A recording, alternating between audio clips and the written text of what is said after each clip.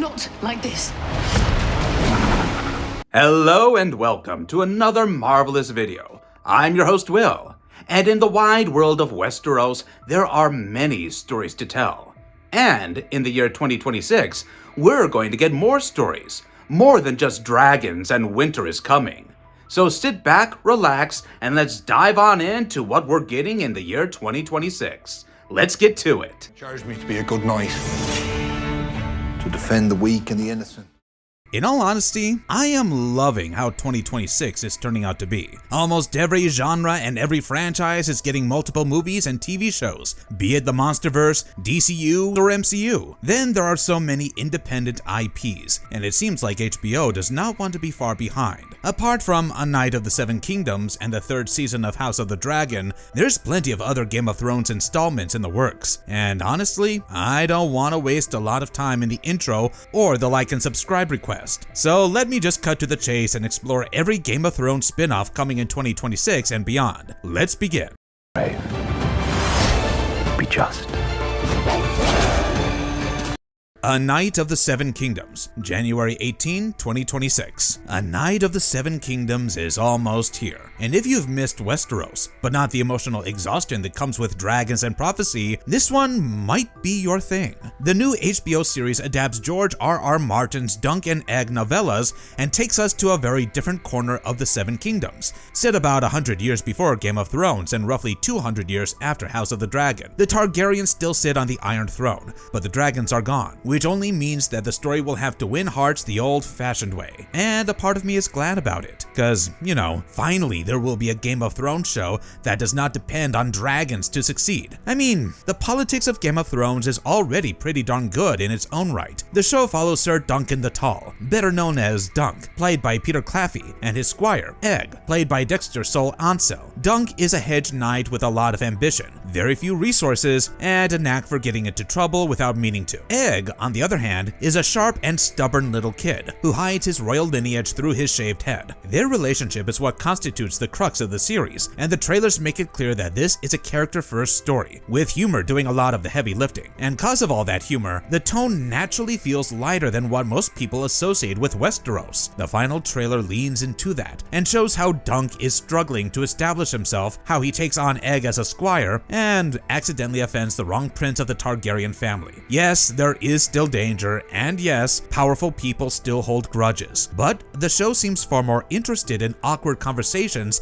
and earned friendships than grand speeches or world-ending threats. HBO has confirmed the release date as January 18, 2026, after a delay from its original 2025 window. This means 2026 will feature both A Knight of the Seven Kingdoms and House of the Dragon Season 3, though the two could not feel more different in approach. This series is smaller by design, and HBO drama chief Francesca Orsi has noted that the budget is under $10 million per episode, yet the battle work reportedly holds up well against its predecessors. Still, Martin himself has described the show as a character piece, so expectations should stay grounded. In fact, when he visited the set, he felt like he was walking through the pages of his books, so I'm sure the set feels pretty darn authentic. The supporting cast includes Finn Bennett as Prince Aerion Targaryen, Bertie Carvel as Prince Baelor, Sam Spruell as Prince Maekar, Daniel Ings as Sir Lionel Baratheon, and several familiar house names that longtime fans like you and I would definitely enjoy spotting. Martin has already seen all 6 episodes of Season 1 and praised it as a faithful adaptation, which, coming from him, means a lot. Next up we got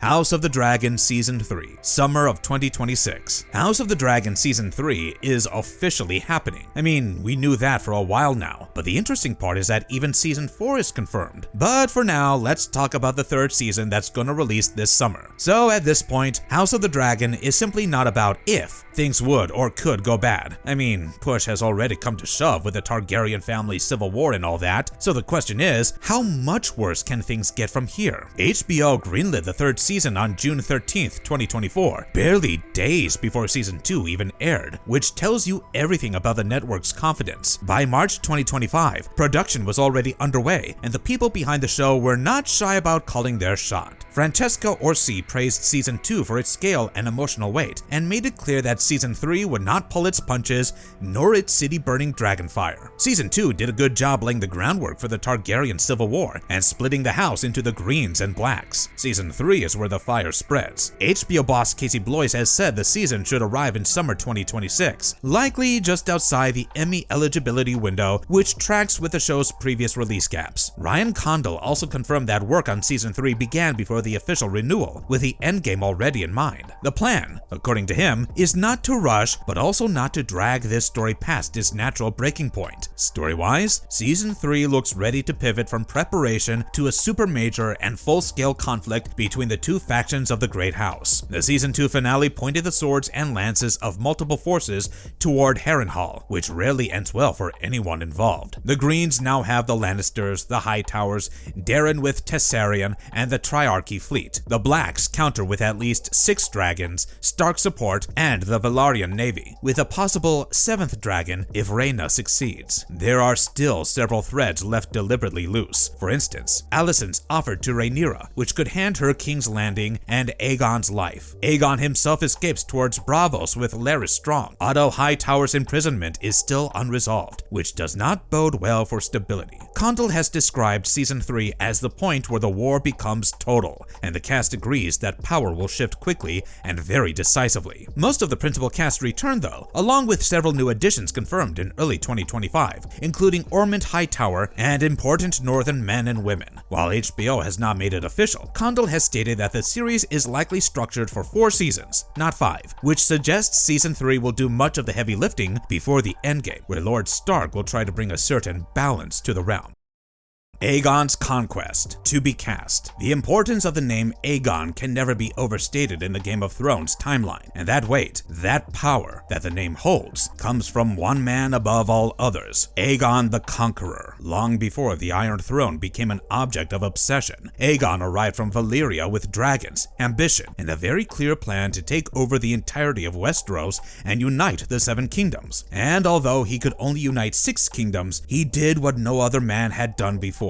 Ever since HBO started treating Westeros as a long-term cash cow, its conquest has remained one of the most requested stories, and now it is finally moving forward. Aegon's Conquest is officially in development at HBO, with the Batman writer Mattson Tomlin attached to develop the series. There is no cast, no release window, and no confirmed episode count yet, but we know that it will definitely happen. Where House of the Dragon charts the slow collapse of Targaryen power, this show will deal with its rise, and hopefully we will see Visenya in all her might, Rhaenys in all her colors, and the black, fiery breath of Balerion the Black Dread. The source material comes from Fire and Blood, which is also the book that details the events of House of the Dragon. But, more importantly, the source material is already ready, and all they need is good execution. One of the most reassuring updates has been the level of involvement from George R.R. Martin himself. Tomlin has confirmed that the two remain in constant contact, with Martin available to answer lore questions and sanity check Tomlin's ideas. Tomlin has been open about not treating the job as a checklist of dragons and battles. His approach would portray Aegon's conquest of the kingdoms as a personal battle for a personal cause, albeit one that's messy and disruptive. He has spoken about drawing parallels to real historical revolutions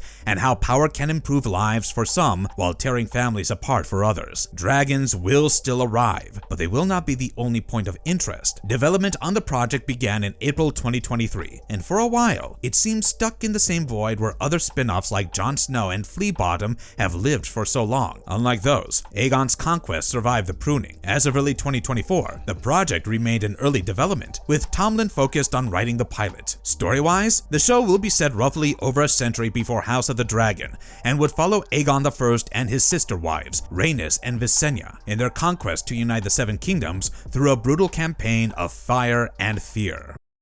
10,000 ships, to be cast. No one who dies in Derry really dies. Oh, no, wait, sorry, wrong franchise. Game of Thrones taught us that what is dead may never die, and that's exactly the kind of IP 10,000 ships is proving to be. Cause this one has been battered, forgotten, and ignored, but it keeps on coming back up. The show centers on Nymeria, the same legendary figure Arya named her direwolf after back in season 1. Long before Westeros obsessed over ugly iron chairs and dragons, Nymeria watched her her homeland of Royan fall, gathered her people, and led them across the sea in a mass exodus. Eventually, she landed in Dorne, married Lord Mors Martell, and ruled as princess, laying the cultural and political foundations of the region we later came to know through the Martells. That makes her one of the most important people in Westerosi history, even if she had never appeared on screen. The project had its inception under Brian Helgeland, who described his version as a mythic migration story. His pitch saw Nymeria as a leader, responsible for an entire floating city-state, not a small crew, with the journey itself acting as the main antagonist. He likened it to a blend of ancient epics, where survival depended as much on unity as on strength. HBO ultimately passed on that take because the period was far away from the familiar landmarks of Game of Thrones. Still, the pitch was kept around, and so was the interest. A worthy development, however, happened in 2024, when George R.R. Martin confirmed that a new pilot was in development, this time written by Ebony Booth. Now, Booth brings a different voice to the material, and the fact that Martin continued to stay directly involved puts more weight,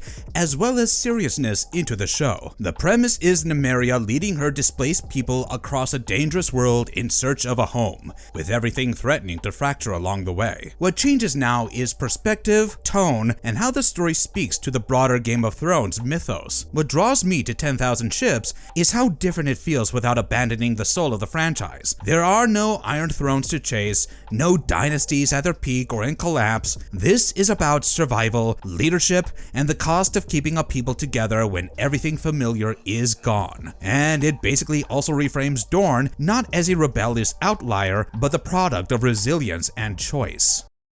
Game of Thrones, the movie, to be cast. The idea of a Game of Thrones movie is suddenly back on the table, so it seems like Warner Bros. Is quietly developing a feature set in Martin's fantasy universe, which is corporate speak for, this exists, but don't ask us what it is yet. Right now, the project is at a really early stage, with no director, writer, or cast, details, and basically, there's not even any clarity on whether this is a sequel, a side story, or something that is based in a completely different corner of Westeros. So in practical terms, we know almost nothing. What we do know is that this would be a change and set a precedent for the Game of Thrones world. For years, Thrones stayed a TV-first franchise. After the original series wrapped, HBO doubled down on long-form storytelling with House of the Dragon and the upcoming A Night of the Seven Kingdoms. A theatrical release means that Warner Bros. Wants a spectacle again, something that justifies a big screen and a big budget. That lines up with something George R.R. Martin himself said years ago, when he floated the idea that the scope of the story might one day demand a feature-length finale. Dragons, after all, do not get smaller. Warner Bros. Is said to be extending the franchise, which tells me this is not a reboot and probably not a retelling of the main saga. If I had to read between the lines, this sounds like a story designed to complement what already exists, not override it. But personally, I do not need more people chasing the throne. We already have 2 shows around this stuff. What about you? The Golden Empire, to be cast. Now, this one's supposed to be an animated project, and it seems that it is still under a working title and aims to explore the Golden Empire of Yi Ti, a civilization that is located far to the east of Essos, well beyond the Karth, and far beyond anything we ever saw on screen. It's one of those corners of Martin's world that mostly found their place in the book as footnotes. Yeah, for real. And there's hardly any available information about these strange lands. The project first became known to the free folk like us when HBO began exploring animated expansions of the franchise, and one of those ideas focused on Yi Ti. What pushed it beyond rumor was confirmation that concept art existed and a writer had been attached to the project. What this means is that HBO is doing more than just playing with the idea, and that they are giving some serious thought to it. Furthermore, DC has had some success when it comes to animation with shows like Creature Commandos, so it wouldn't come as a surprise if even HBO decided to go the animated way with Game of Thrones. Additionally, Yi Ti comes with scale problems that live action would struggle to tame, from vast cities to myth-heavy history, and animation gives the creators room to breathe without worrying about physical limits. Yi Ti itself is nothing like Westeros. It is one of the oldest civilizations in the known world, with history stretching back to the Long Night. The empire is ruled by godlike emperors who claim they have descended from the divine, and these divinities are actually tied to the dual forces of light and darkness. Their dynasties rise and fall by color: jade green, Green, Scarlet, Pearl White, Azure, and each shift brings its own wars and fractures. If Westeros fights over thrones, Yi Ti fights over divinity and legacy. What grounds Yi Ti in familiar territory is its indirect link to the rest of the world. Very few Westerosi ever reached it, mostly because the journey takes years. One notable exception was Corlys Velaryon, whose voyages to Yi Ti helped build the Valyrian fortune long before House of the Dragon. Beyond that, Yi Ti largely turned inward, dealing with civil wars and constant pressure from the Jogos Nai, nomadic raiders who kept its borders bleeding. Personally, I like how the place is like super isolated from the rest of the world. That's Essos, Westeros, Valyria, etc. This spin-off does not have the Westerosi houses, and it doesn't need them either. It gets to show how the same world produces wildly different empires, beliefs, and conflicts.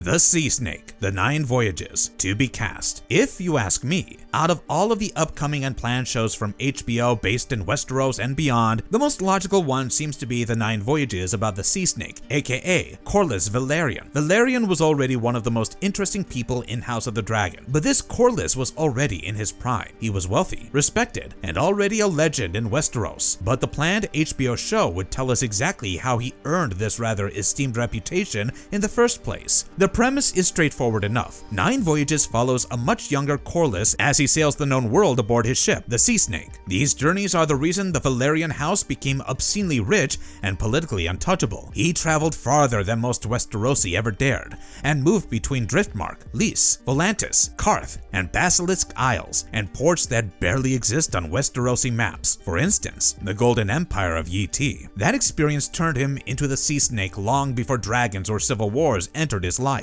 Originally planned as live action, the series moved to animation, and maybe this choice makes sense, but I'm not entirely in favor. Not like HBO cares about what I have to say, but still, half the animation takes place at sea, and every voyage demands a new city, coastline, or port. Animation would definitely remove the ceiling that the budget would have imposed. Instead of cutting corners, the show can actually show Essos as it is described, sprawling, strange, and far larger than Westeros ever pretended to be for a character whose identity rests on travel. Scale matters. Timeline-wise, Nine Voyages works as a direct prequel to House of the Dragon, set decades earlier, which is an advantage, because it won't be so far back that it feels disconnected, nor would it brush up against Game of Thrones itself. This is Valyrian history, house building through risk, trade, and that stubborn ambition that the seafaring house is known for. It also opens space for crossover moments without forcing them. Right now, the project sits in development without a formal greenlight, and updates have been slow, but that's how it is with all Game of Thrones spin-offs. If this one ever sets sail properly, I think it could quietly become one of the most grounded stories in the entire Thrones universe. That was all in this one, guys. If you liked the video, please consider hitting the like and subscribe buttons. Those two small clicks from you will help us tremendously in bringing you more of these marvelous videos. Stay safe and have a good one.